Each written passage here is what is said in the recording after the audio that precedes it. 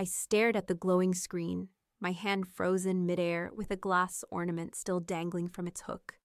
The Christmas tree behind me blinked half-finished, its garland hanging like a question mark. My husband says, "Don't come to Christmas dinner." My daughter hadn't even said it herself. She let him exile me with a borrowed voice. After decades of sacrifices, of holidays built with my hands, I was dismissed with a single text. Not a mother, not even a guest. Just unwanted. Before we begin, may I ask, where in this big, beautiful world are you listening from? It's always a quiet honor to know who's sharing this space. Drop it in the comments. And don't forget to subscribe. The text arrived on Irene Callahan's phone, just as she was sliding a glass ornament onto a branch of the tree. Its pale light reflected off the gold trim, catching her glasses, making the words glow sharper than they should have. "Mom, David thinks it's better if we keep it just us this year.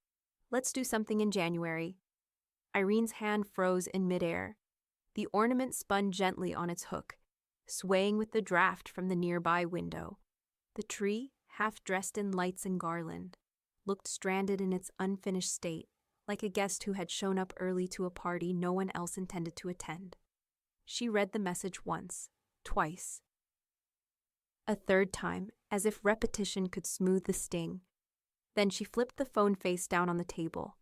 No reply, no exclamation of hurt, not even a sigh. Irene had learned long ago that silence often carried more weight than pleading ever could. The living room around her smelled faintly of cinnamon pine cones she'd bought at the market, meant to carry warmth into the season. Instead, the air felt heavy, stale. She leaned back in the armchair and folded her hands neatly, though her knuckles pressed white. Across the room, the television flickered with a commercial for jewelry. Smiling families, gift boxes, promises of forever, background noise she refused to absorb. Minutes later, a knock rattled against the front door. Irene didn't rise immediately. She let the sound repeat once more before moving with practiced grace. When she opened it, snow carried in a rush of cold.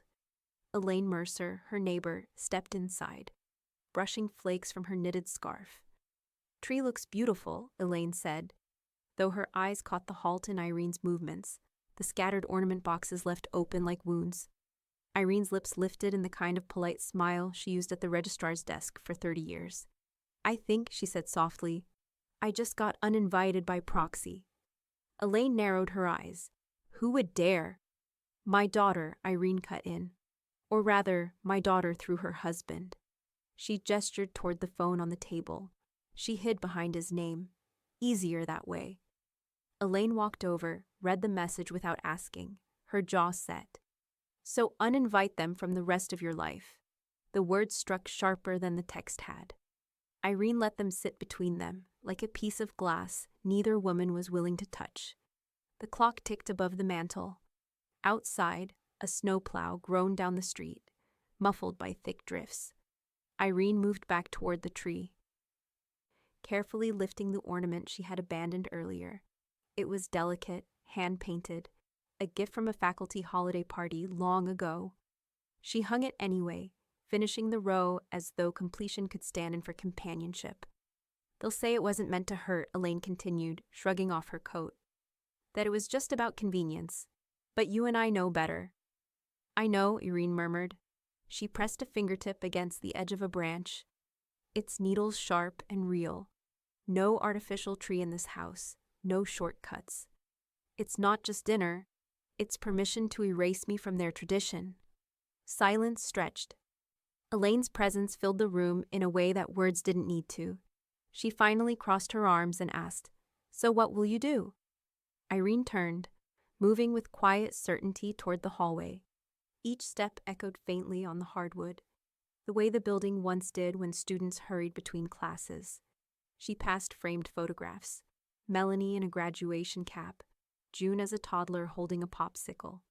None of them seemed to look at her now. At the end of the hall, she stopped before a narrow cabinet tucked discreetly into the wall. She pulled a small key from a chain around her neck, slid it into the lock, and with a steady twist, opened the safe hidden inside. The metal door released with a hushed click, the smell of paper and cedar oil rising from within.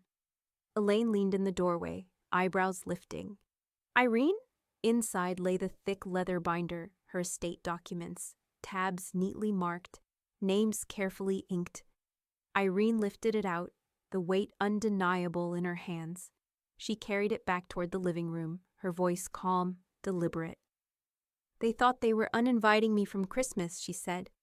Laying the binder flat on the table beside the silent phone, she smoothed her palm across the cover, as though steadying herself on solid ground. "But what they've really done," she added, eyes narrowing with quiet resolve, "is given me reason to uninvite them from everything else." The living room, still scented with cinnamon pine and the faint smoke of Elaine's scarf, felt quieter once her neighbor left. Irene stood before the tree, binder closed, but heavy on the table, its presence like a second person in the room. Her hands, steady as ever, reached for the first ornament. She slid it gently off its hook, the metallic thread catching against her thumb. One by one, she removed them, as though peeling memories from branches. A porcelain angel with a chipped wing. A wooden reindeer June had painted with clumsy hands in elementary school. A gold bauble from a faculty holiday exchange that had lost its shine, but never its place. Each piece was wrapped in tissue, the crinkle of paper punctuating the silence. The final ornament lingered. A construction paper star, sealed with too much glitter. Edges curled from years of storage. Melanie's handwriting still faintly visible in crayon on the back. "To Mom, Merry Christmas, love Mel, 3rd grade." Irene held it longer than she intended, thumb brushing across the faded scrawl. For a moment, the memory of a young girl in mismatched pajamas, proudly handing her this ornament, flickered like a film reel behind her eyes. She placed it in its own layer of paper, slow and deliberate, and lowered it into a box marked in her careful script. Archive, not display. The lid shut with a muted thud. A line drawn, the tree stood bare now, skeletal but upright. Strands of garland drooped without their companions, lights blinking in half-hearted rhythm. Irene unplugged them, plunging the room into the softer glow of the fireplace. She turned back to the table where the estate binder waited. Sliding it open, she skimmed through the tabs. Executor, beneficiaries, insurance, deed. Her daughter's name appeared again and again, like a watermark across her life. Melanie Callahan Porter. Always in ink, always assumed.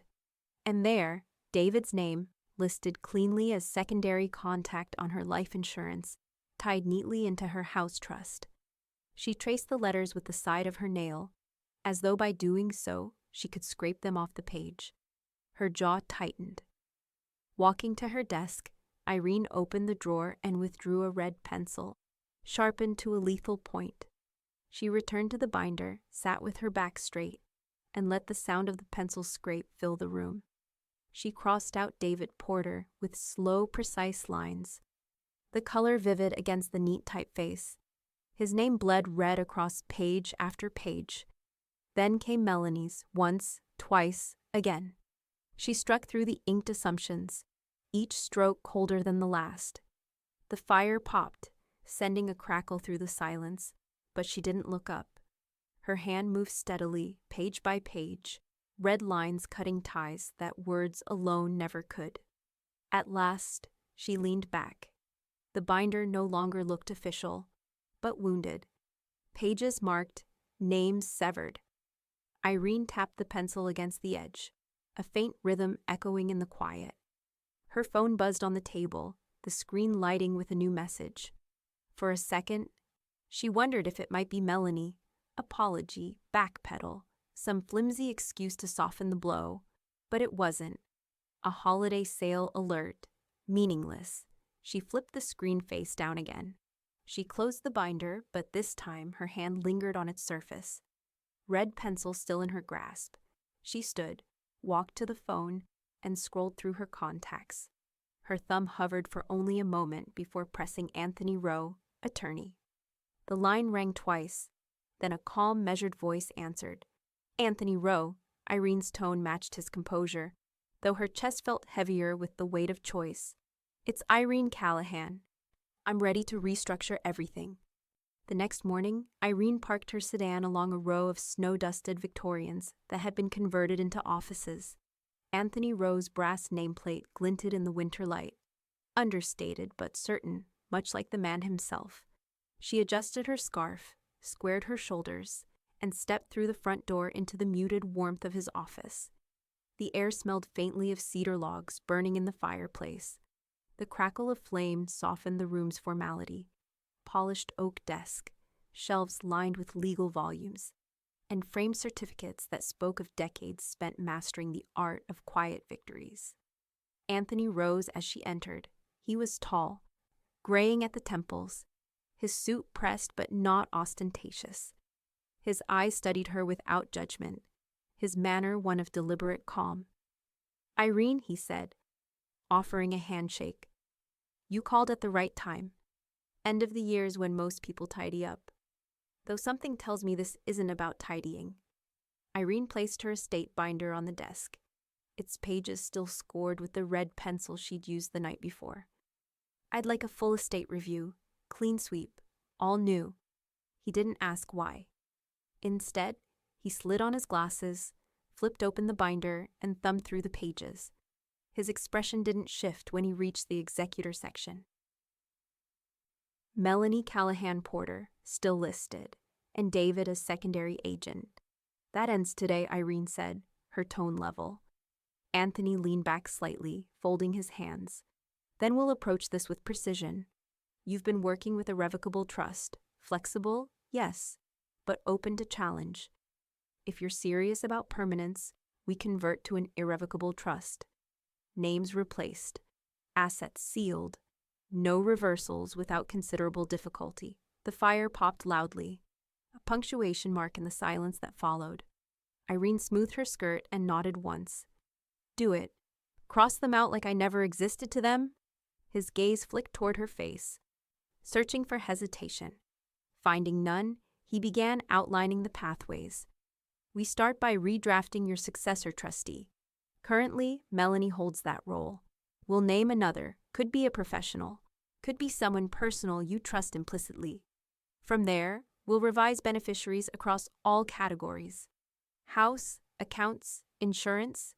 You'll want witnesses and notaries beyond reproach." Irene listened, her fingers lightly drumming against the binder's edge. The cadence of legal terms steadied her pulse. The law, unlike family, didn't equivocate. It recorded, enforced, and protected. "And," Anthony continued, lowering his voice as though imparting a secret, "we include an intentional exclusion clause. That way, should anyone challenge, the court sees it wasn't omission by accident. It was by design." The phrase settled in Irene's chest like steel. By design. She inhaled, the faint tang of cedar smoke filling her lungs. Anthony made a few notes on his pad. "We'll also revise your proxies. Currently, David's listed as secondary for your healthcare directive. That will be removed. Do you have an alternative in mind?" "Yes," Irene said without pause. "Elaine Mercer. She knows how to act without delay, without compromise." Anthony smiled faintly, impressed by the certainty in her tone. "Then Elaine it is."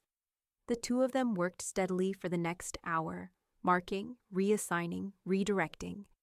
The snow outside thickened, muffling the world beyond the office windows. Inside, Irene felt the slow shift of power, a recalibration of balance that had tilted too far for too long. When at last Anthony closed the binder and set it aside, he looked at her with the gravity of a man who understood the permanence of what they'd begun. "You're rewriting your life's map, Irene. Once this is filed, there's no mistaking who you chose and who you didn't." "That's the point," she replied quietly. She gathered her gloves, prepared to step back into the winter air. Just as she reached for her coat pocket, her phone buzzed. The screen lit with a name she cherished, June. Her granddaughter's text glowed through the glass. "Are you okay? Mom said you were too busy to come." Irene's breath caught, not from the cold outside, but from the warmth tucked between the lines. Irene stared at the screen for a long moment, the snow outside blurring the street lamp into a halo. Finally, she typed back, "I'm okay, sweetheart. We'll talk soon. Love you." Her thumb lingered above send, but she pressed it without edits. A grandmother didn't owe her granddaughter despair, only steadiness. Almost immediately, the phone buzzed again.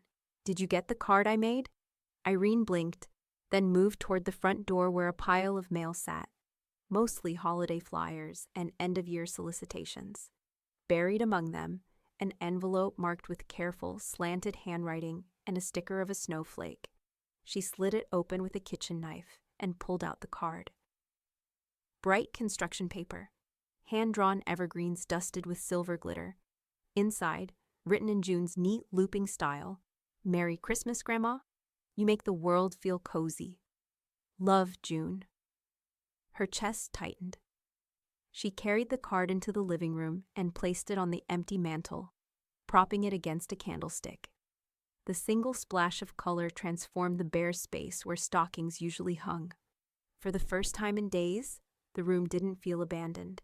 It felt claimed. Elaine let herself in not long after, shaking snow from her boots. She spotted the card instantly. "That girl's got your steadiness," she said.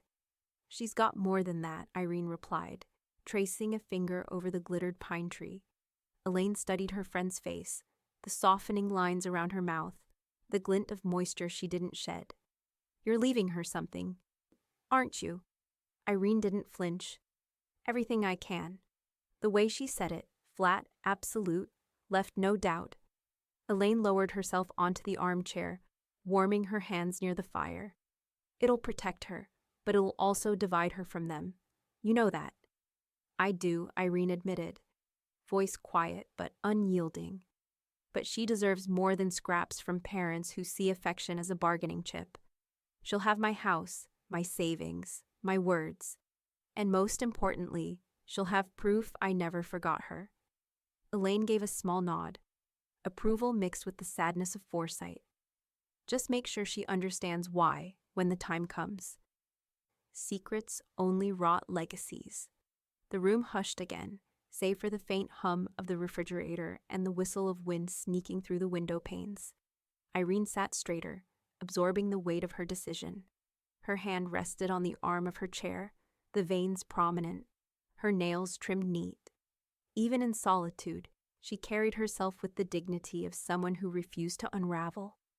Later that evening, Irene brewed tea, chamomile with honey, and set her cup down beside the binder on the kitchen table. She imagined June at 17, caught between loyalty to her parents and unspoken love for her grandmother. Irene would not ask the girl to choose sides aloud. The trust documents would speak for her, years down the line. Her phone buzzed again, this time not a message but a voicemail notification. She tapped play, the kitchen filling with Melanie's voice, smooth as ever, tinged with that diplomatic warmth that always felt like sugar dusted over a blade. "Hi, Mom. I was thinking we should talk about the trust sometime next year. Maybe sit down with David and work out what's best for everyone. Don't worry, nothing urgent. It can wait until after the holidays." The message ended with a cheerful lilt, like an afterthought. But to Irene, it was no afterthought. It was confirmation. Her daughter was already circling back, already treating her estate as a family negotiation table. Irene deleted the voicemail without saving it. Then she closed her phone, her reflection catching in the darkened kitchen window. The steam from her tea rose between her and her own face, blurring the outline, but her eyes stayed sharp. Anthony Rowe's office felt more like a study than a battlefield. But today, it was both. The fireplace crackled steadily, flames licking the edges of split logs. Outside, snow sifted down in heavy curtains, muting the street into silence. Inside, the only sounds were the scratch of Anthony's pen and the occasional shuffle of Irene's papers, as the trust she'd once built for her daughter was undone, line by line. "Here," Anthony said, sliding a draft across the desk. His voice was calm, steady, but even he seemed to respect the weight of what was unfolding. This version removes both Melanie and David in every capacity: executor, secondary agents, beneficiaries. Their legal footprint vanishes. Irene picked up the document. Her eyes moved carefully down the columns. Where her daughter's name had once lived in permanent ink, there was nothing. The absence spoke louder than any red pencil line. "And June?" she asked. Anthony nodded, adjusting his glasses. "Named as primary beneficiary. Distributions locked until she turns 25. Education and healthcare allowances until then, if needed. The intent is protective. No guardianship leverage from your daughter or her husband." The phrasing felt like armor. Irene's fingers brushed over the bold header: irrevocable trust. That word, irrevocable, settled deep in her chest. No do-overs, no cracks to exploit. "I want it clear," she said, her voice low but unwavering. "This isn't omission, it's decision. Legacy follows love." Anthony paused, then carefully wrote those 4 words into the letter of intent section. His pen scratched deliberately, almost ceremonial. He set the page aside for notarization. Elaine, seated nearby as witness, shifted forward. She wore her reading glasses low on her nose, eyes sharp despite her age. "You're certain?" she asked softly, though her tone carried no doubt of Irene's resolve. "I am." Anthony stacked the documents into neat piles, then moved on. "We'll also need to revise your funeral directive. At present, Melanie is listed as point of contact. Do you want that role reassigned?" "Yes. Remove her entirely." Irene didn't blink. "I don't want her deciding flowers or eulogies." "Elaine will handle it." Elaine's brows rose, but she nodded, her jaw firm. "Consider it done." "And the home deed?" Anthony asked. "Remove them there, too. Everything to June, directly." Anthony made the note without hesitation. The crack of the fireplace filled the brief pause, like punctuation on a sentence neither of them dared to speak aloud. "You're erasing your daughter from the blueprint of your life." Elaine rose from her chair and crossed to the notary station in the corner, a small setup Anthony kept for estate filings. Irene followed. The pen felt cool and heavy in her hand as she signed page after page, the air smelling faintly of fresh toner and burning cedar. Each stroke of her signature was deliberate, steady, without tremor. When the last page was sealed, Elaine pressed the notary stamp into the paper, the metal clicking firmly. She looked at Irene afterward, her voice softer than before. "Once this is filed, there's no room for second thoughts." "There are no second thoughts," Irene replied. Anthony scanned the documents, each sheet sliding into the digital archive with a soft beep. He leaned back, satisfied. "It's airtight now. Melanie and David can't touch this. Not through probate, not through power of attorney, not through creative lawyering. You've made yourself untouchable." Irene exhaled, but it wasn't relief. It was resolve. She closed the binder with a decisive thump. In that sound, years of quiet disappointments found their conclusion. They lingered a moment longer, the office unusually still, as though everyone knew a chapter had closed. Finally, Anthony broke the silence. "You've done something most people don't have the courage to do: define your boundaries in ink." Irene allowed the faintest smile. It's the only language they respect. Later that evening, back in her home, Irene poured herself a glass of water and sat by the fire. The trust papers rested in her bag beside her chair, filed and final. For the first time in years, she felt the quiet settle as something chosen, not inflicted. Then her laptop chimed. An email notification slid across the screen, David's name bold in the subject line. She clicked once, eyes narrowing at the message that filled her screen. "We deserve a conversation before you change things." She read it once, twice, but her cursor never touched reply. Words from him would always circle back to control. Silence, she had learned, was the only language he could not bend. Instead of answering, she reached for the small stack of paperwork she had carried home from Anthony's office. Fresh forms, notarized copies, lists of contacts to update. She slid on her reading glasses and set to work at the dining room table.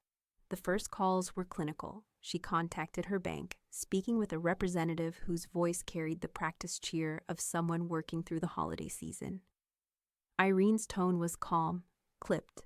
Beneficiary updates, removal of secondary contacts, replacement of executors.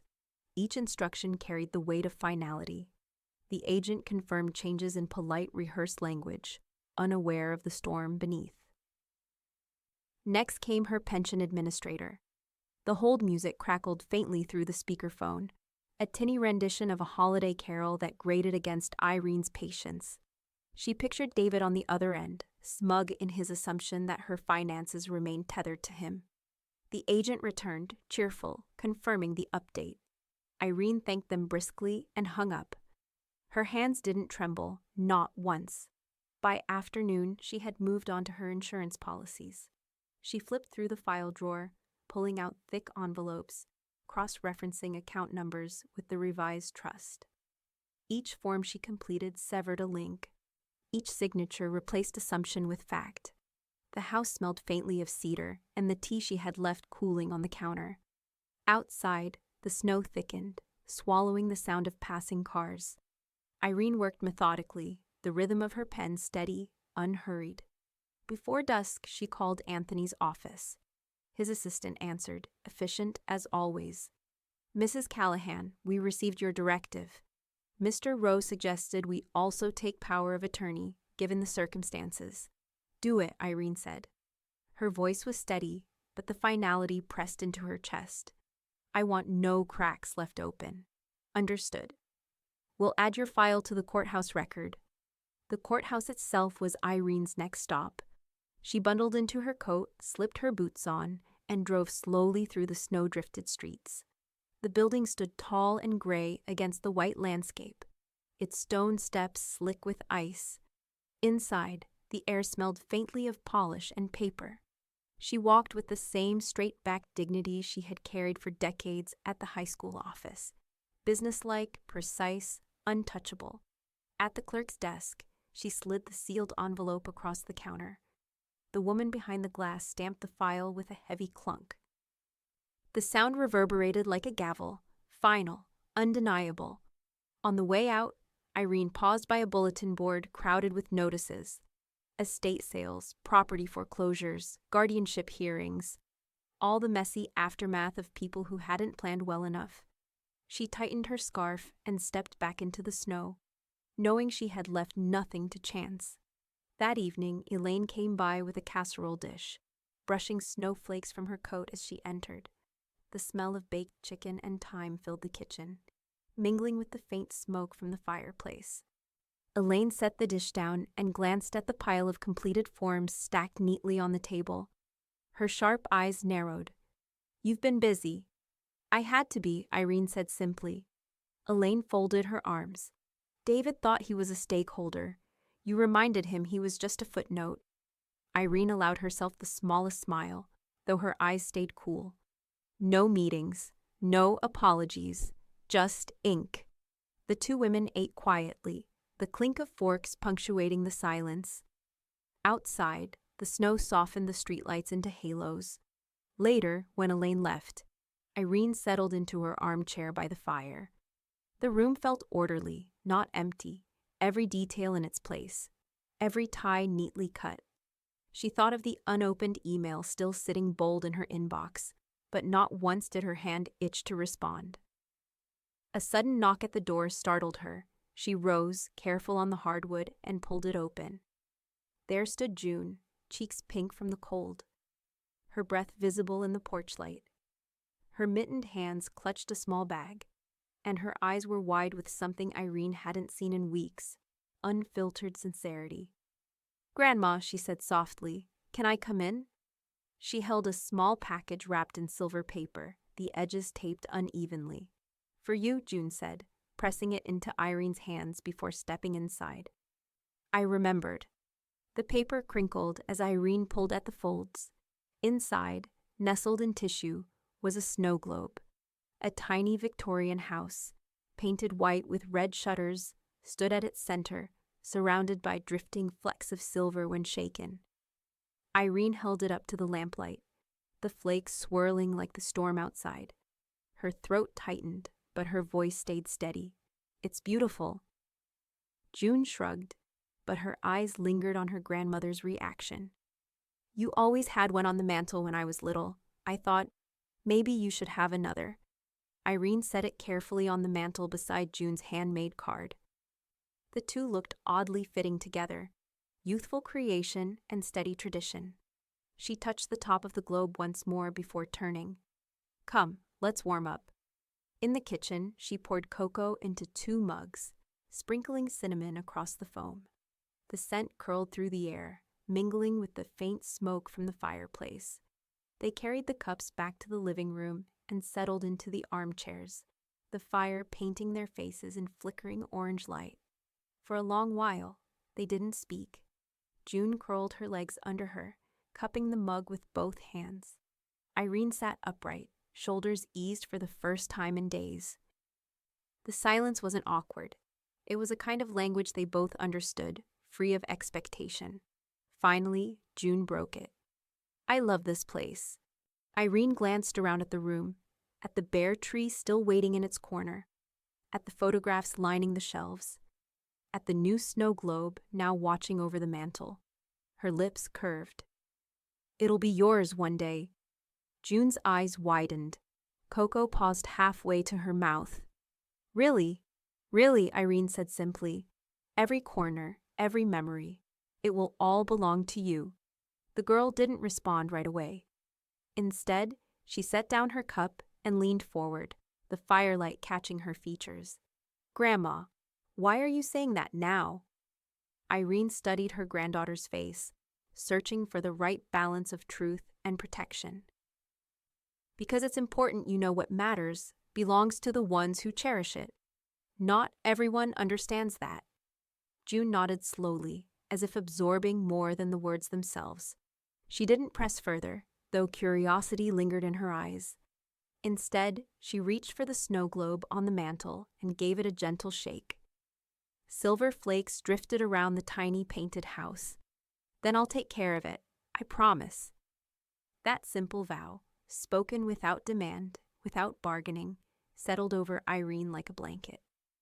The clock ticked softly on the wall, steady and unhurried. Outside, the snow thickened, blanketing the street in silence. Inside, warmth pressed close, cocoa, cinnamon, fire. For a fleeting moment, Irene let herself believe this was what the holidays could still be. Simple, unforced, whole. Her phone vibrated on the side table, its screen lighting up with a familiar name, Melanie. The sound cut sharply through the quiet. June's gaze flicked to the phone, then back to Irene. Neither spoke. The phone buzzed again, longer this time. With a decisive motion, June reached across the table, tapped the screen, and silenced the call. She set the phone back down, face down, the glow gone. Her eyes met Irene's, steady and knowing. "Not tonight," Irene's breath caught. Not from surprise, but from the quiet solidarity in those 2 words. She gave a single nod, the fire crackling louder in the pause that followed. The first attempt came quietly. A message slipped into Anthony Rowe's inbox, sent with the polished tone only Melanie could master. "We'd like to schedule a clarification meeting regarding the trust. David and I want to ensure everything is in order for the future." Anthony didn't hesitate. He forwarded it to Irene, then called her. His voice carried no uncertainty. I responded. She is no longer a party to any estate matters. That was the only clarification required. Irene sat at her dining table. The trust binder opened to the page where Melanie's name once appeared. Now it was blank space, clean and deliberate. She closed the folder slowly. Good. Let her read the silence between the lines. But silence wasn't something Melanie tolerated. Her second move was bolder. She contacted Irene's bank, asserting her role as executor and requesting access. The call was flagged within minutes. Updated files showed no authority under her name. Access was blocked before her request reached a manager's desk. The bank confirmed the attempt in writing, the letters stamped with neat authority. Irene read it in her kitchen, the paper trembling only slightly in her hand, not from nerves, but from the strength it took to keep her composure. Days later, David tried his own path. He went to the courthouse and filed a power of attorney claim, listing himself as family proxy. The clerk reviewed the submission, cross-checked the filings Anthony had already secured, and denied it outright. The denial stamp was bold and red across the form, almost mocking in its finality. Anthony delivered a copy to Irene's house. "He's not subtle," Anthony remarked. "No," Irene said, scanning the notice. "He's entitled. That's worse." Still, Anthony was cautious. "We should place a fraud alert. If they're willing to push this far, they might try under the table." Elaine accompanied Irene to the courthouse to file it. Snow whipped across the parking lot as they hurried inside, their boots squeaking against the wet tile floor. Irene moved with her usual quiet certainty, her scarf knotted neatly, her coat buttoned to the top. At the clerk's desk, she signed page after page, her handwriting firm, not faltering once. Each signature placed another lock on the doors her daughter and son-in-law had been rattling. Fraudulent attempts would trigger immediate notice. Every move would be tracked. Elaine stood beside her, sharp-eyed and steady. When the clerk filed the papers, Elaine nodded once. "That's it. Everything locked. Every move logged." Irene adjusted her gloves, voice calm but edged. "Then if they want to fight, they can pound on a wall instead of a door." Back home, she slid the fraud alert confirmation into her binder. The tabs were neat, the documents stacked in precise order. The sound of the metal rings clicking shut was satisfying, final. She placed the binder back in the safe, the weight of it no longer a burden but a shield. For several days there was quiet. The snow outside piled in drifts, muffling the neighborhood. Irene cooked simple meals, read by the fire, and polished the silver frame that held June's most recent photo.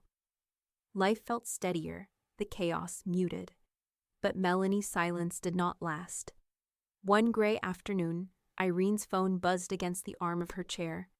A notification lit the screen, carrying words not sent to her privately, but broadcast for all to see. Melanie's post, crafted for sympathy, glared in bold letters. "It's sad when bitterness ruins families. Some people would rather cling to grudges than embrace love. We'll be praying for peace in the new year." Irene didn't reply, didn't even allow herself the indulgence of anger. Instead, she tapped forward and sent the screenshot straight to Anthony Rowe with a single line: "For record." By noon, she was seated in Anthony's office, the fire burning low behind him. He already had the post printed and clipped neatly into her estate file. His pen tapped once against the margin before he looked up. "This works in our favor," Anthony said.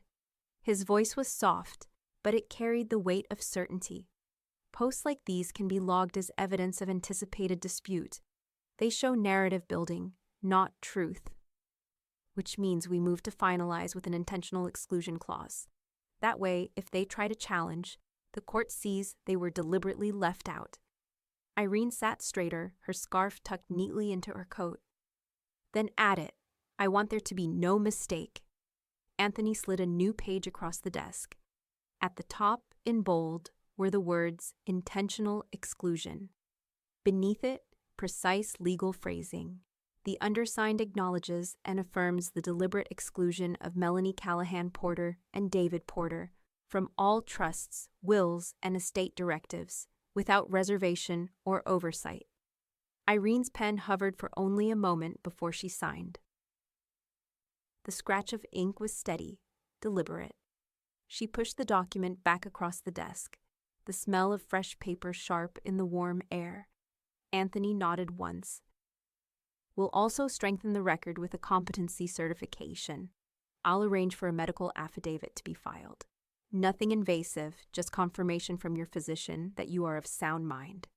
It shuts down one of the most common challenge angles." Irene allowed herself a small smile. So when they try to say I wasn't thinking clearly, the court will already know otherwise. Exactly. When she returned home, Irene turned to her digital accounts. She moved deliberately through each one. Bank logins, retirement portals, email, cloud storage. Each password was logged into a sealed file, then transferred onto a flash drive. Elaine sat across the table, pen in hand, noting each entry. Only you, Irene said, sliding the drive across the wood. If I'm gone tomorrow, nothing falls into their hands. Elaine slipped it into her notary pouch and tapped the leather flap shut. Understood. The next task was more personal. Irene opened the folder containing her obituary draft, a piece she had written months earlier in idle moments. She reread each line, crisp and orderly. Then she lifted her pen and began editing. Where it once listed, survived by daughter Melanie Callahan Porter and her husband David, she drew a firm line through the words. In its place, she wrote simply, survived by granddaughter June Porter. She reread the sentence, clean and unadorned, and felt the shift settle inside her. Legacy wasn't about chronology, it was about choice. The following morning, Anthony called. His tone carried the satisfaction of a man who knew the law had been locked into place. Everything is filed now, the trust, the exclusion clause, the competency certification. Irene, she can't challenge anything, not a penny. Not a chair, not a dish, not a corner of this house. It's sealed. Irene stood by the window, the winter light falling across her face. Snow drifted gently over the lawn, piling against the stone bird bath. She pressed the phone closer to her ear, the faint warmth of Anthony's words steadier than the fire behind her. Then that's the end of it. Legally, yes, Anthony said. Emotionally, she may try more, but the court won't listen. Irene ended the call and crossed to the mantel. She adjusted June's handmade card so it leaned against the snow globe, the silver flakes catching firelight. It was a small altar to truth, untouched by fabrication. Her phone buzzed again. This time, not a post, not a demand, just a message from June. Is it okay if I stay for New Year's? The last night of the year settled over Fort Collins like a quilt of snow, soft and heavy. Irene lit a fire in the hearth, its glow warming the edges of the room. The tree, bare but dignified, stood in the corner, its lights unplugged. Tonight was not about ornament or spectacle, it was about presence. June arrived with a backpack slung over one shoulder, boots still damp from trudging through the drifts. I brought movies, she said, holding up 2 old DVDs she'd found at a thrift shop. Elaine followed close behind, carrying a basket of flour, sugar, and butter. Cookies first, movies second, Elaine announced, already pulling bowls from Irene's cupboards. The house soon filled with the clatter of spoons against glass and the smell of cinnamon and vanilla. June cracked eggs with exaggerated care, while Irene measured flour with the precision of someone who never lost her registrar's discipline. By the time trays slid into the oven, the air was warm, sweet, alive. Cards came next. They sat at the dining table, the deck shuffling with a satisfying snap. June's laughter spilled across the room when Elaine feigned indignation at losing a hand. Irene watched them both, her lips curving into a smile she didn't try to hide. Cheaters? The both of you, Elaine grumbled, though her eyes twinkled. No, June said, tucking a strand of hair behind her ear. We just have better luck. By the time the cookies cooled, the 3 of them had moved into the living room.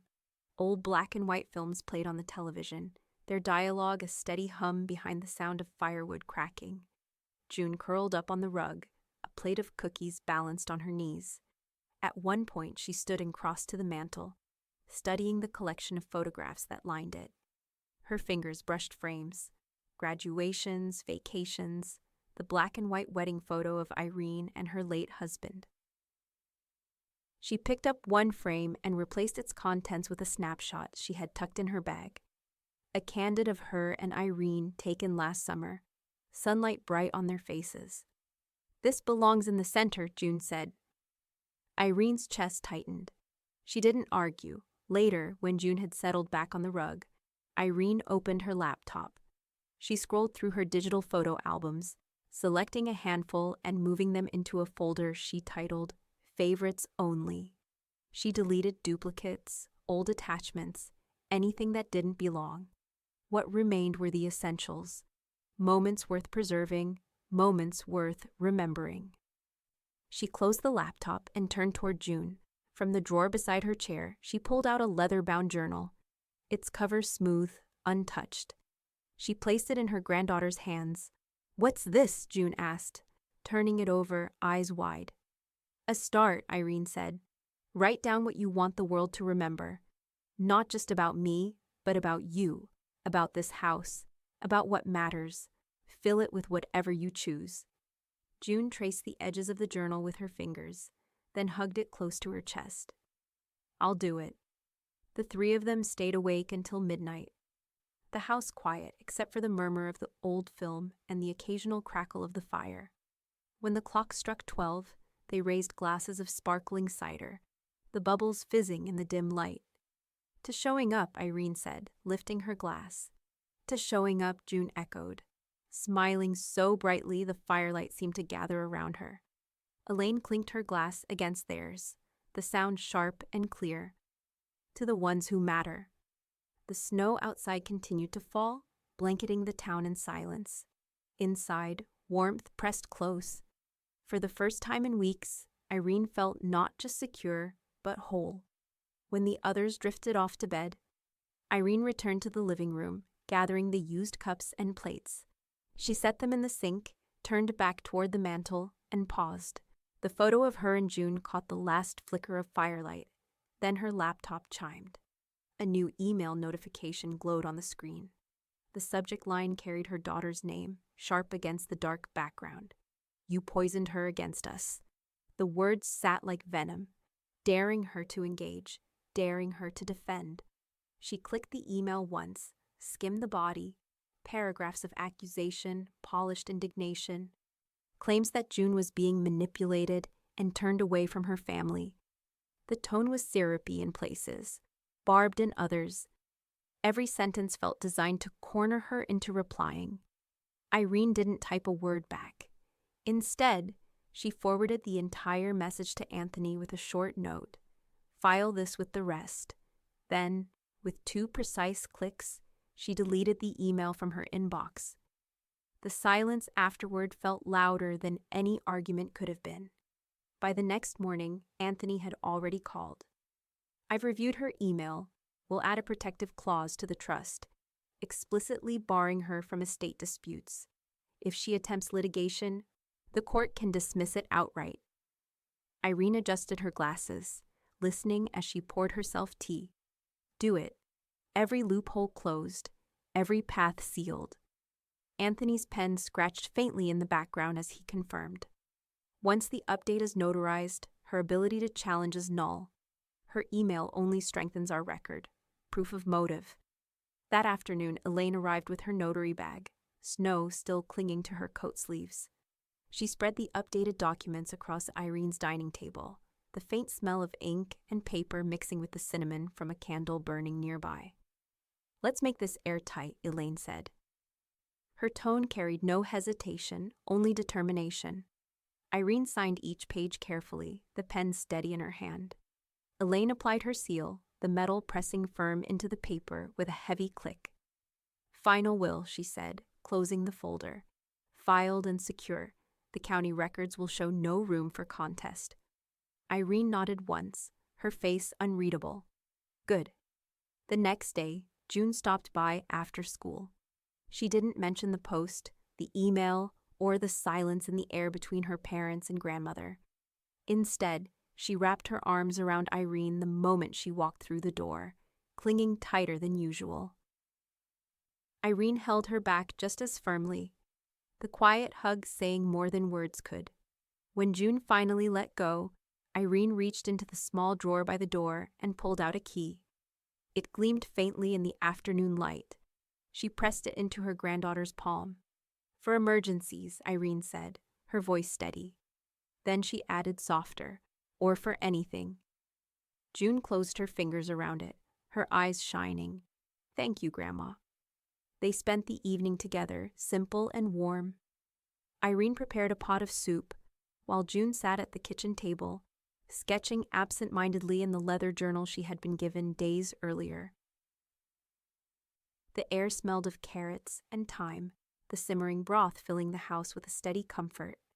As they ate, Irene found herself watching June more than usual, the way she tucked hair behind her ear, the way she leaned in when she listened. She wondered how much of her granddaughter already understood, and how much was still hidden between lines. Later, when the dishes were washed and June left for home, Irene stood at the window and watched her walk down the snowy path. The key now hung from June's backpack, a faint glint under the porch light. The house was quiet again. Only the hum of the furnace and the faint ticking of the clock filling the air. Irene settled into her chair, binder tucked away, paperwork sealed, her defenses built high and unshakable. Then the phone rang. The caller ID flashed her doctor's office. Irene's hand tightened around the receiver, her pulse quickening. The nurse's voice was calm on the other end. "Mrs. Callahan, your test results are in. The doctor would like you to come in tomorrow to discuss them." The doctor's office was quiet, hushed in the way that only winter mornings could enforce. Irene sat in a chair opposite her physician, a clipboard balanced on his knee. The faint smell of antiseptic clung to the air, sharp against the wool of her scarf. "Irene," he began gently, "your heart shows signs of early-stage failure. Manageable for now, but progressive. We can treat symptoms, slow progression. But we can't stop it altogether." The words landed not like a blow, but like a clock striking the hour. She nodded once, her hands folded neatly in her lap. "How long?" "Years, if managed carefully," the doctor said, "but not unlimited ones." Irene adjusted her gloves as though the act of straightening fabric steadied her pulse. "Then I'll use them wisely." She left the office with the cold air biting her cheeks, snow crunching beneath her boots. Instead of dread, she felt a sharpened sense of order. Mortality, when named aloud, demanded clarity. Back home, she opened her safe and withdrew the estate binder, its tabs crisp, its folders organized. With a calm born of necessity, she began a new list. At the top, accelerate transfers. The next morning, she called Anthony. "We move faster," she told him. The non-liquid assets first. The house, the land, the heirlooms. June doesn't need them now, but they must be locked for her. Anthony's voice carried steady approval. "We'll fast-track it. Certified copies filed by week's end."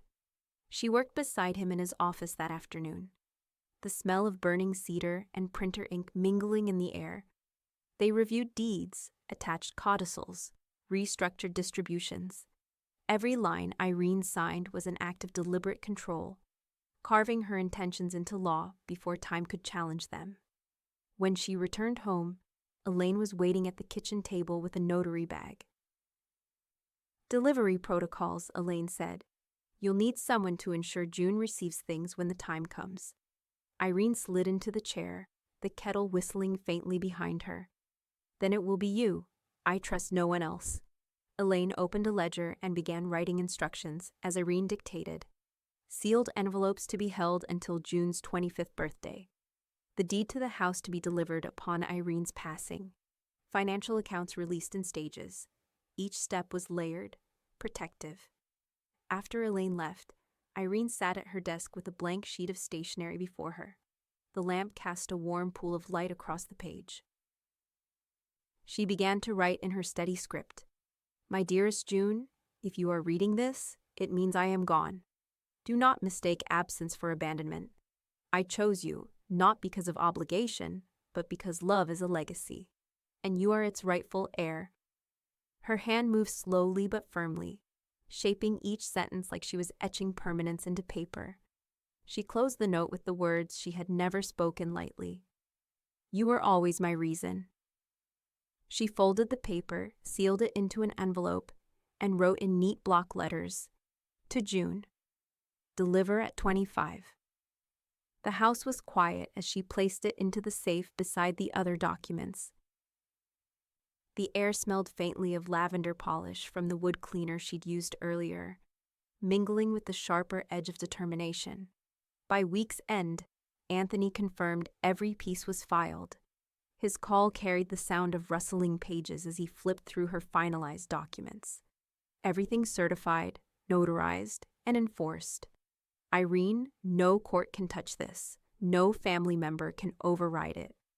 It's done. Then it's enough, she said. That night, as Irene moved through her bedroom preparing for rest, she placed a stack of papers on the dresser to sort in the morning. On top was an envelope she hadn't meant to leave visible. Its cream surface bore June's name, written in Irene's careful script. When June arrived the next day for a visit, her sharp eyes spotted it immediately. She reached for the envelope, her fingers brushing across her name. In the center of the paper, Irene's handwriting gave the only instruction: open after I'm gone. Morning light spread across Irene's dining table in clean stripes, falling over neat stacks of paper. The envelope marked open after I'm gone rested on the sideboard, its presence a quiet sentinel. Today Irene turned her attention to something final, her own farewell. She began with the funeral directives. Each page was clinical, but Irene shaped them with detail. Name of coordinator, Elaine Mercer. Music, one piano piece she'd loved for decades, and a string quartet recording she used to grade student files by in the registrar's office. Flowers, seasonal greens, simple. Photographs, 2 only, her wedding portrait, and the candid of her and June that now sat in the center of the mantel. Readings, none. Speakers, none. She left no room for improvisation. She reached the line that asked for family notifications. The cursor blinked in the empty field, waiting. Irene's hand hovered, then pressed firmly to the next page. She marked no list provided. No names, no calls. No stage for anyone to perform grief that had never been shown in life. The kettle began to whistle just as Elaine stepped inside, brushing the cold from her coat. She set her notary bag on the chair across from Irene and leaned in. "Looks like you've been thorough," she said, scanning the forms from across the table. "It has to be thorough," Irene replied, pouring tea into porcelain cups. The lemon scent lifted in the steam, mixing with the faint smell of old paper. Elaine adjusted her glasses. "When you're ready, I'll stamp it. Then there's no question who controls this ending." Irene signed her name, her hand firm. Elaine sealed the directive with a decisive press of her notary stamp. The click echoed, final and certain. "Send me the obituary draft," Elaine said, tucking the stamped page into her folder. "Anthony, too. That way it's locked down before anyone else has a chance to twist it." Irene opened her laptop and pulled up the file she had worked on the night before. The words were neat, the rhythm exact. Irene Callahan of Fort Collins, retired high school registrar. Survived by granddaughter, June Porter. She deleted the rest. No mention of Melanie, no mention of David. She attached the draft to an email addressed only to Anthony and Elaine and hit send. Elaine leaned back, arms crossed. She'll learn from the silence. "Or not," Irene said, closing the laptop with a soft snap. "Either way, it's written." The 2 women moved into the living room, where the snow globe June had given her sat on the mantel. Irene picked it up, shook it gently. Silver flecks whirled around the miniature house inside, then settled, slow and sure. Time for the last envelope. Irene returned to the safe, withdrew the deed transfer documents, the notarized trust letter, and a single sheet of stationery. That page bore only one sentence, written in her careful script. "You were my reason." She stacked the papers, slid them into a thick cream envelope, and sealed it with the pad of her thumb. Her handwriting on the front was simple. "To June, deliver upon my passing." Elaine watched. "Do you want me to hold it?" "No," Irene answered. "This stays here, visible, nothing secret. The other letter, the one for 25, you'll keep that." They reviewed the chain one final time. Anthony would file the obituary when the doctor signed the certificate. Elaine would carry out the funeral directive precisely as written. No substitutions, no compromises. And there would be no reading of the will, no gathering for Melanie to challenge, to grandstand. The law had already spoken in ink and filing stamps. When Elaine left for the county office, Irene tidied the table, aligning pens in a perfect row. She returned the envelope to the sideboard instead of the safe, letting it rest in plain view like a promise, not a secret. By afternoon, the sky had darkened. Irene pulled on her boots and stepped onto the porch. The wood creaked softly beneath her weight. The air smelled metallic, sharp with winter. Then it began, snow, unexpected in March, drifting from a gray sky. Flakes landed on her coat, her hands the railing. She gripped the porch post and stood still as the snow thickened, whitening the yard, muting the street. Her hands stayed steady, her breath slow. Behind her, the house was sealed, her farewell arranged, her silence prepared. The spring snow fell harder, covering everything she had chosen to leave behind. Snow lingered on the ground long after it should have melted, clinging stubbornly to the frozen trail behind Irene's house. That afternoon, Irene and June set out along it, boots crunching on packed drifts, their breath visible in the pale air. Bare branches stretched overhead, black veins against the white sky. June tucked her hands into her coat pockets. Feels like the whole world's asleep. Winter's good at that, Irene replied, quieting things down. They walked side by side, no rush in their steps. The air smelled faintly of pine from the evergreens that lined the back of the property. A chickadee darted across their path, vanishing into the woods. Their conversation stayed light but steady. Old movies. You'd love The Thin Man, Irene said, describing the witty banter, the champagne flutes, the way mystery was softened with laughter.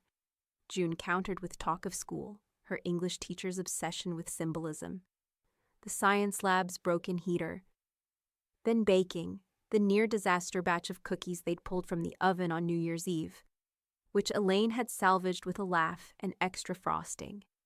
Not once did Irene mention the word legacy. Not once did June ask. Their silences were filled with snow crunch and the occasional gust of wind.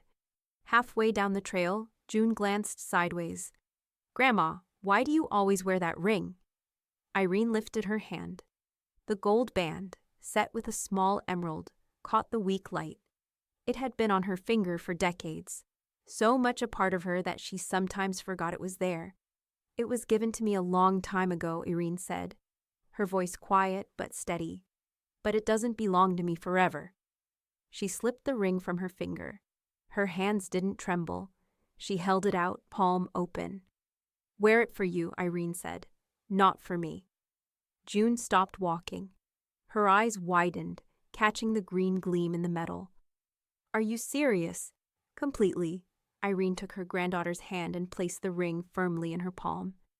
"It should move forward, not backward." June slid the ring onto her finger. It fit loosely, but she curled her hand into a fist to keep it steady. Her voice wavered, though her eyes stayed fixed on her grandmother. "I'll never take it off." "Take it off if you need to," Irene corrected softly, "but keep what it means." By the time they returned to the house, Elaine had arrived with her camera. She caught sight of the ring on June's hand and smiled knowingly, but said nothing. Instead, she stepped back, framed the two of them against the snowy yard, and clicked the shutter. "Wait," Irene said, motioning Elaine closer. "All three of us?" Elaine set the timer, hurried into frame, and wrapped an arm around Irene's shoulder. The camera clicked again.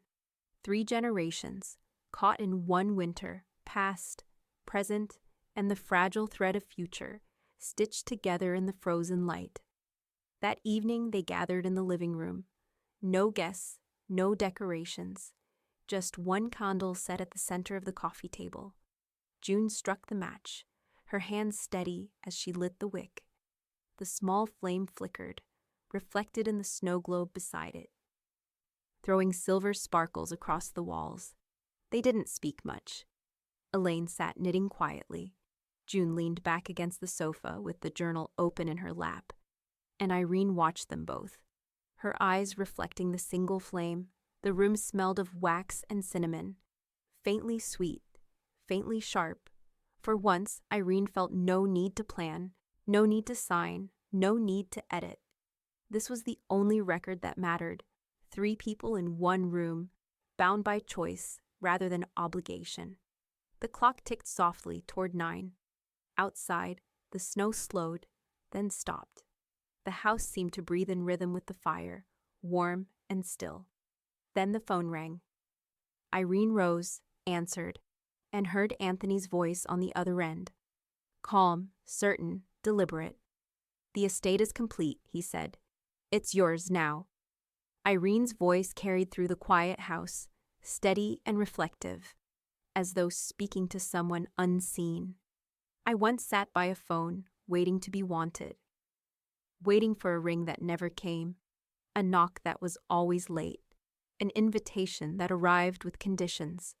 Her words drifted into silence, but the proof of her choices filled the room.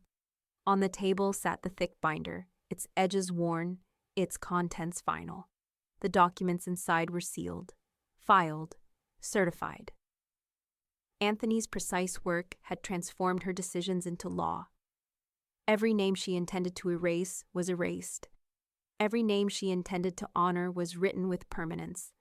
The safe in the hallway now held only what mattered. The funeral directive, notarized and unyielding. The trust, irrevocable and airtight.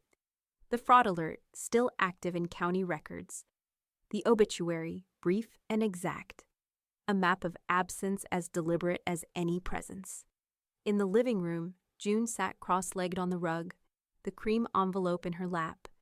Her hands lingered on the flap before she opened it carefully. She unfolded the papers, scanning the deed, the trust letter, the signatures. Then she came to the single page at the end, handwritten in her grandmother's even script. "You were my reason." Her eyes blurred. She smiled through it anyway, wiping tears with the back of her sleeve. She whispered, "Thank you, Grandma," though the house around her was silent. Elaine stood nearby, watching with the practiced restraint of someone who had been witness to every stage. She reached into her bag and drew out a photograph, one Irene had asked her to hold until the right moment. It showed Irene at her dining table, smiling with a candlestick burning beside her. The expression wasn't staged. It was contentment. Caught mid-breath, Elaine placed the photo on the mantel. She wanted this here, she said softly, so she'd always be at her own table. The room had no noise beyond the faint crackle of the fireplace. No television chatter, no intrusive phone calls. Only memory settling into its chosen corners. The house smelled faintly of wood smoke, and the cinnamon candle Irene had burned so often it seemed part of the walls. June rose and crossed to the mantel. She adjusted the photo until it sat squarely beside the snow globe she had given her grandmother. Next to it stood the handmade card she'd delivered weeks earlier, the glitter still catching light. Its message, written in the looping script of a granddaughter who had not yet known what would come, now felt eternal. "Merry Christmas, Grandma. You'll always be invited." June touched the card, her fingertip grazing the dried glue that held the paper tree in place. Her throat tightened, but her heart steadied. There would be no erasure here. The legacy was hers now, not as weight, but as proof of love that had refused to bend. She turned back toward Elaine. She did all of this so carefully. Elaine nodded. Her jaw set, but her eyes softened. She knew control was her last gift. She gave you a life free of their interference. That's worth more than anything she could have wrapped in paper. The clock ticked on the mantel. Unhurried, indifferent. Snow pressed against the window panes, a muted reminder of the season Irene had rewritten on her own terms. June folded the letter carefully and returned it to the envelope. She set it beside the journal Irene had given her on New Year's Eve. The two objects sat together, one to record the future, the other to preserve the past. Elaine moved closer to the fire, rubbing her hands together. She left no gaps, no stage for Melanie, no scraps for David. Just silence where their names used to be. June nodded slowly. She looked again at the mantel, at the photograph of her grandmother smiling as though still present. The house no longer felt hollow. It felt curated, chosen, freed. Outside, the wind shifted, rattling bare branches against the roof. Inside, the flame on the candle wavered once, then steadied again. And Irene's voice, firm, deliberate, unforgettable, seemed to echo through the room one last time. My daughter texted, "My husband says don't come to Christmas dinner, so I crossed them both off my estate's guest list.